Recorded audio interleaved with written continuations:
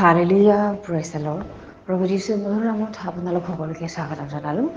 আশা কৰোঁ আপোনালোক সকলোৱে ভালে আছে। প্ৰেবিচাৰীসকল, ঈশ্বৰে আমাক সুন্দৰ দিন সুন্দৰ বতৰবিলাক দিছে, তাৰ কাৰণে ঈশ্বৰৰ ধন্যবাদ দিওঁ। আহক আজিৰ দিনটোত যাতে আমাৰ মংগল হয়, শুভ হয়, তাৰ কাৰণে ঈশ্বৰৰ বাক্য আমি চাওঁ। আজিৰ দিনটোৰ আৰম্ভণিতে আজিৰ বাক্য আমি লৈছোঁ যিশয়া 38 অধ্যায়ৰ 16 পদ। ইয়াত সুন্দৰ ঈশ্বৰৰ বাক্য আমাৰ কাৰণে কৈছে, হে প্ৰভু, এইবোৰৰ দ্বাৰাই লোকবিলাক জীয়াই থাকে আৰু কেৱল এইবোৰৰ দ্বাৰাই মোৰ আত্মাই জীৱন লাভ কৰে। এই হেতুকে তুমি মোক আৰোগ্য কৰি জীয়াই ৰাখা। Hallelujah praise the lord.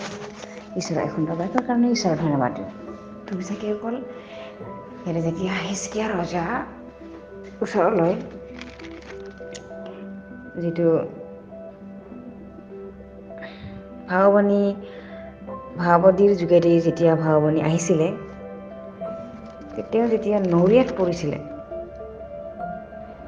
কিয়নো যীশুৱাই তেওঁৰ ভাৱবাদীৰ দ্বাৰাই হিজকিয়াক কোৱাইছিল যে তেওঁ মৃত্যুবৰণ কৰিব। সেইকাৰণে তেওঁ বহুত ব্যাকুল হৈ শোকত দুখত তেওঁ ঈশ্বৰৰ আগত নিজকে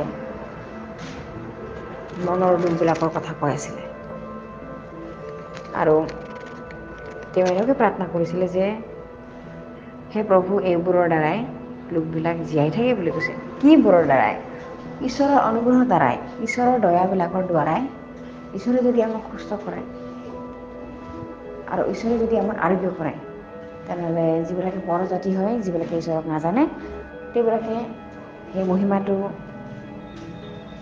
দেখা পায়, তেওঁলোকে ঈশ্বৰত আহিব, ঈশ্বৰক গ্ৰহণ কৰিব। হালেলুয়া। সেইকাৰণে আমি ঈশ্বৰৰ পৰা সুস্থতা বিচাৰিব লাগে। আমাৰো নিজৰ ইচ্ছা থাকিব লাগে। আমাৰ উঠা বহা, আমাৰ চলন বলন, এই সকলোবিলাক আমি কিমান বিশ্বাসত আছোঁ, আমি কিমান পবিত্ৰতাত আছোঁ, এই সকলোবিলাক ঈশ্বৰে আমাক চায়। আৰু যদিও আমি পবিত্ৰতা থাকি ঈশ্বৰৰ গ্ৰহণযোগ্য সিদ্ধকৈ চলিলেও যদি আমাৰ কিবা বিপদ আহে, তাৰণা আহে, তেনেহ'লে আমি ঈশ্বৰৰ আগত সাহসেৰে ক'ব পাৰোঁ যে, প্ৰভু, আমি তোমাৰ আগত অৰ্পণ হৈছোঁ যে আমাৰ উঠা বহা চলা বলা তুমি সকলোবোৰ জানি আছা। আৰু তুমি যদি অনুগ্ৰহ নকৰা, তেনেহ'লে যিবিলাকে তোমাক নাজানে তেওঁবিলাকে আমাক হাঁহিব। কিয়নো ঈশ্বৰৰ অনুগ্ৰহৰ দ্বাৰাই মানুহবিলাকে জীয়াই থাকে। তাৰ কাৰণে ইয়াতে 16 পদত ইয়াতে যিটো হিজকিয়া ৰজাই কৈ আছে যে, হে প্ৰভু, এইবোৰৰ দ্বাৰাই লোকবিলাক জীয়াই থাকে আৰু কেৱল এইবোৰৰ দ্বাৰাই মোৰ আত্মাই জীৱন লাভ কৰে বুলি কৈছে। আমাৰ জীৱন লাভ কৰে আমাৰ আত্মাই কিহৰ দ্বাৰাই? ঈশ্বৰৰ অনুগ্ৰহৰ দ্বাৰাই, ঈশ্বৰৰ আশীৰ্বাদৰ দ্বাৰাই, ঈশ্বৰৰ মুখৰ পৰা ওলোৱা বাক্যৰ দ্বাৰাই আমাৰ আত্মাই জীৱন লাভ কৰে। হালেলুয়া। এই সকলোবোৰ স্বীকাৰ কৰি আছে হিজকিয়া ৰজাই। যেতিয়া তেওঁ অসুস্থতা হৈ আছিলে, তেওঁ ভাবিছিলে যে এদিন এই ৰাতিতে যীশুৱাই তেওঁক নষ্ট কৰিব, যীশুৱাই তেওঁৰ প্ৰাণ ল'ব, তেওঁ ভাবিছিলে। সেইকাৰণে তেওঁ দুখতে বিবৰি কান্দি যীশুৰ আগত প্ৰাৰ্থনা কৰি আছিলে। আৰু ইয়াতে কৈছে, এই হেতুকে তুমি মোক আৰোগ্য কৰি জীয়াই ৰাখা বুলি কৈছে। যাতে মানুহবিলাকে যীশুৰ নিন্দা নকৰে, যাতে পৰজাতিবিলাকে যীশুৰ নামটো যাতে অস্বীকাৰ নকৰে, তাৰ কাৰণে হিজকিয়া ৰজাই নিজে ঈশ্বৰৰ যীশুৰ পৰা আৰোগ্যতা খুজি আছে, সুস্থতা বিচাৰি আছে। হালেলুয়া। আৰু যাতে তেওঁ জীয়াই থাকি যাতে মানুহবিলাকক যীশুৰ প্ৰশংসা, যীশুৰ নাম, যীশুৰ বিষয়ে ক'ব, এই হেতুকে তেওঁ যীশুৰ পৰা আৰোগ্য খুজি আছিলে, সুস্থতা বিচাৰি আছিলে। হালেলুয়া। কাৰণ যীশুৱাই জানিছিলে এই হিজকিয়াৰ বিশ্বাসটো কিমান আছে, কিমান গুণে হিজকিয়াৰ বিশ্বাস আছে।